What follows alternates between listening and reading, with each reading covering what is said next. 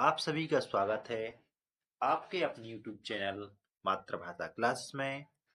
जैसे कि हम लोग आज बहुत ही महत्वपूर्ण टॉपिक पढ़ने वाले हैं, जिससे लगभग सभी एग्जाम में प्रश्न बनते हैं और काफी अच्छे लेवल के प्रश्न बनते हैं। वैसे यह टॉपिक बहुत ही कठिन माना जाता है वैसे, लेकिन है बहुत ही सरल। चलिए देखते हैं इसमें क्या पढ़ना है हमें। जंतुओं का वर्गीकरण, इसका अर्थ क्या होता है कि जितने भी जीव जंतु हैं उनको अलग अलग उनको अलग अलग संघों में बांटा गया है। और ऐसे हमें टोटल कितने संघ पढ़ने हैं? 10 संघ। कितने पढ़ने हैं? 10। जिसमें से पहला संघ कौन सा पढ़ेंगे हम लोग? प्रोटोजुआ। अच्छा, जंतुओं का वर्गीकरण कैरोलस लिनियस ने किया था। किसने किया था? कैरोलस लिनियस ने। कैरोलस लिनियस ने। इसलिए इन्हें वर्गीकरण का पिता कहा जाता है।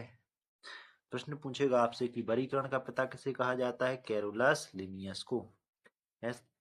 तो सभी जीव जंतुओं को कितने संघों में बांटा गया है? 10 संघों में। पहला संघ कौन सा है? प्रोटोजोआ। इस संघ के अंतर्गत इस संघ में जितने भी जीव आते हैं वो कैसे होते हैं? एक कोश के, मतलब उनका शरीर केवल एक कोशिका से मिलकर बना होता है।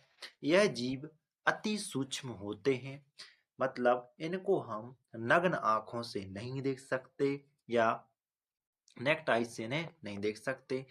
इन जीवों में प्रजनन बहुत ही तेज होता है।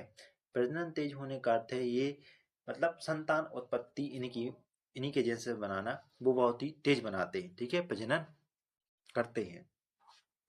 प्रोटोजुआ संघ के अंतर्गत क्या आता है? अमीबा। क्या आता है? Amoeba, paramecium, euglena, mycoplasma, acetabularia. Amoeba जो होता है इसका आकार फिक्स नहीं होता। इसके जो ये पैर हैं ऐसे ऐसे, ठीक है। इसमें क्या करता है? भोजन को फंसा लेता है और भोजन को फंसाने के बाद ये क्या कर लेता है? भोजन को ऐसे ऐसे इसमें फंसा लेता है पैर में, और क्या करता है? आराम से इसको भोजन बना लेता है। तो प्रश्न पूछेगा कि अमीबा जो है यह है कूटपाद विधि द्वारा भोजन ग्रहण करता है। किस विधि द्वारा भोजन ग्रहण करता है? कूटपाद विधि द्वारा भोजन ग्रहण करता है। उसके बाद क्या है? पैरामीशियम। क्या है? पैरामीशियम। पैरामीशियम जो होता है इसमें किस शरीर में छोटे छोटे से ऐसे रोम के जैसी संरचनाएं पाई जाती हैं, जिसे क्या बोलते हैं? सीलिया। क्या बोलते हैं? सीलिया। और ये प्रचलन में क्या करता है? मदद करती है। इसके बाद क्या है? युगलीना। क्या है? युगलीना। युगलीना में एंटीना की जैसी संरचना होती है, पूंछ के जैसी। इसे क्या बोलते हैं? फ्लैजेला। क्या बोलते हैं? फ्लैजेला। और ये कोई भी यदि इसके पास कोई जीव है, ठीक है, तो उसको मार के क्या कर जाता है? खा जाता है। और दिन के समय ये प्रकाश संश्लेषण करता है। क्या करता है दिन के समय? प्रकाश संश्लेषण। कौन करता है? युगलीना। तो युगलीना जो है इसमें प्लांट के भी गुण पाए जाते हैं, मतलब पादप के गुण पाए जाते हैं। और किसके गुण पाए जाते हैं? जंतुओं के। इसलिए इगुलिना को पादप एवं जंतु के बीच की कड़ी कहा जाता है। तो आपसे प्रश्न पूछेगा कि पादप एवं जंतु के बीच की कड़ी किसे कहते हैं? युगलीना को। किसे कहते हैं? युगलीना। और युगलीना का रंग कैसा होता है? हरा। क्या कैसा होता है? हरा।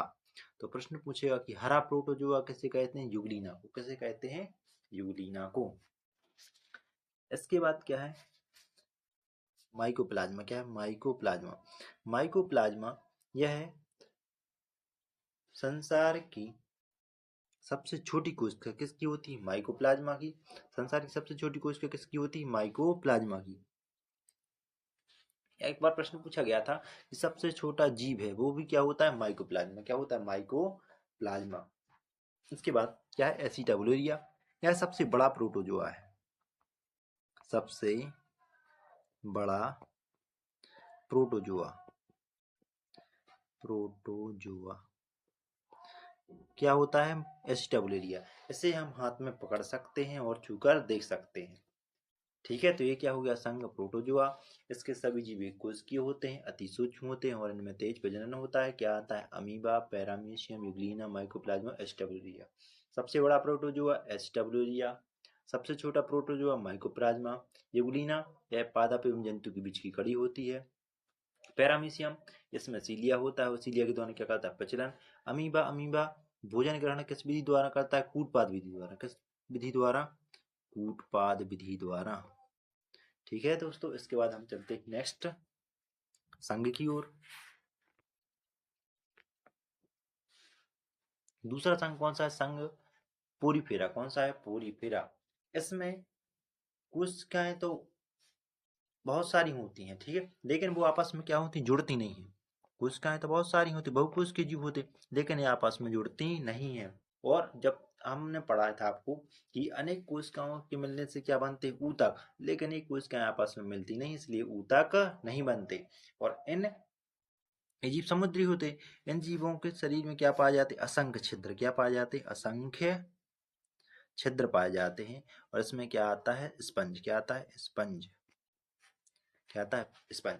संघ पोरीफेरा में के जो जीव होते हैं बहुकोशिकीय होते हैं, लेकिन एक कोशिकाएं आपस में जुड़ती नहीं है और ऊतक नहीं बनते। और शरीर पर असंख्य छिद्र पाए जाते हैं। क्या होते हैं? असंख्य छिद्र होते हैं। ठीक है, इसके शरीर पर क्या होते हैं? असंख्य छिद्र होते हैं। ठीक है, ये दिख रहा है, ये कैसे जीव होते हैं? समुद्री जीव। बन जाएगा कौन सा संघ हो गया? संघ दूसरा पेरीफेरा। इसके बाद संघ तीसरा आएगा, क्या आएगा इसमें? सीलेंट्रेटा। क्या आता है? संघ सीलेंट्रेटा। क्या है? संघ सीलेंट्रेटा। इसमें पहली बार क्या होते हैं? ऊतक बनने लगते हैं। कुछ क्या होती है? और ये जीव कैसे होते हैं? जलीय जीव। ये जीव कैसे होते हैं? जलीय जीव होते हैं। इसमें क्या आता है? मूंगा, सी एनीमोन, जेलीफिश, हाइड्रा। हाइड्रा अजर अमर होता है। अच्छा, इनके शरीर में से धागेनुमा क्या होती है? संरचनाएं पाई जाती हैं। शरीर से क्या निकली थी? धागेनुमा संरचनाएं निकली रहती हैं। मूंगा, इसमें क्या होता है?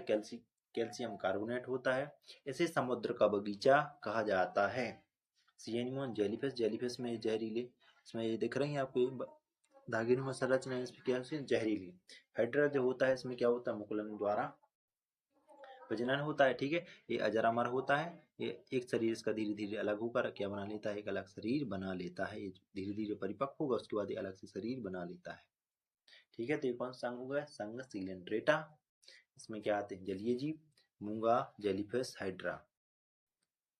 इसके बाद चौथा संघ आएगा संघ प्लेटीहेल्मिन्थीज। संघ प्लेटीहेल्मिन्थीज।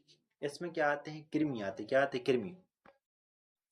ये कृमि जो होते हैं, ये क्या करते हैं? बीमारी फैलाते। क्या करते हैं? बीमारी फैलाते। अच्छा, इसमें कौन से कृमि आते हैं? चपटे।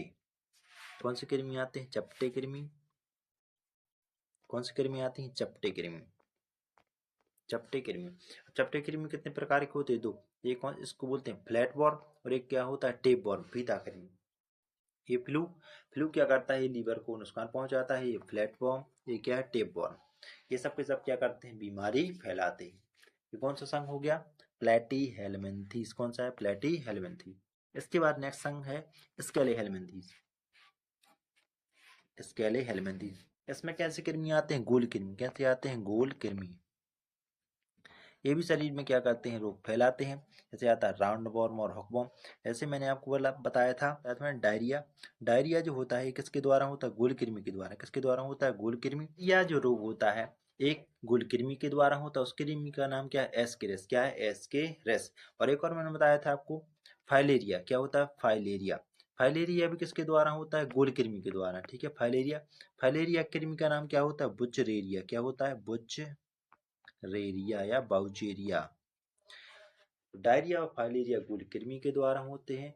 डायरिया के कृमि का नाम क्या है? एस्केरस। और फाइलेरिया कृमि का नाम क्या है? बुचरेरिया। क्या है? बुचरेरिया। ठीक है दोस्तों, इसके बाद नेक्स्ट 5 संघ हम आगे पढ़ेंगे। अब इसमें कौन कौन से संघ रह गए हैं? इसके बाद संघ रह गया कौन सा? एनेलिडा। कौन सा संघ रह गया? एनेलिडा। एनेलिडा के बाद कौन सा संघ है? आर्थ्रोपोडा। क्या है? आर्थ्रोपोडा। आर्थ्रोपोडा ये सबसे बड़ा संघ है। इसके बाद कौन सा है? मोलस्का। कौन सा है? मोलस्का। इसके बाद कौन सा है? एकाइनोडर्मेटा। फिर कौन सा है? कार्डेटा। इकाइनोडर्मेटा, उसके बाद कौन सा है? कार्डेटा। और हम लोग किस में आते हैं? कार्डेटा में। ठीक है, तो 5 संघ को हम नेक्स्ट क्लास में